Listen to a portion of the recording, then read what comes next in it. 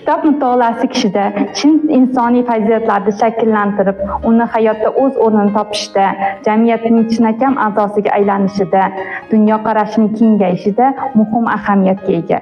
Zero buyuk bobokalonimiz Alisher Navoiy hazratlari ta'kidlaganidek, kitob beminnat ustoz, bilim va ma'naviy yuksalishning asosiy manbai hisoblanadi.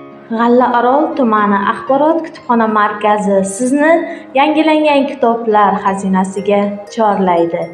Hurmatli kitobsevarlar, sizni ajoyib yangilik bilan, quvonch bilan xabardor qilamiz. Bizning kutubxonamiz fondi yanada boyidi. Siz uchun ko'plab yangi kitoblar keltirildi.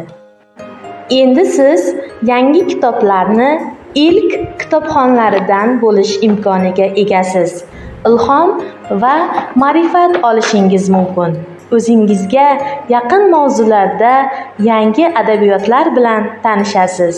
Farzandlaringiz uchun ma'rifiy kitoblarni mutolaa qilishga imkon yaratishingiz mumkin.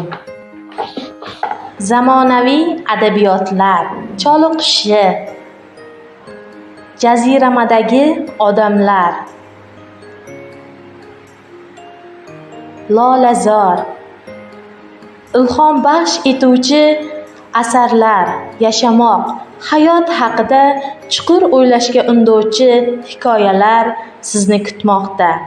Zamon bilan hamnafas bo'ling. Yangidan yangi mualliflarning asarlarini mutolaa qiling. Fantastika, detektiv, tarixiy romanlar, she'riyat va yana ko'plab janrlarda yangiliklar. Keling, o'qing, ilhomlaning. Biz sizni kutamiz. Yangi adabiyotlar sizni o'z sehrli olamiga chorlaydi. G'allaorol tumani axborot kutubxona markazi, bilim, ma'rifat va yangilanish maskani.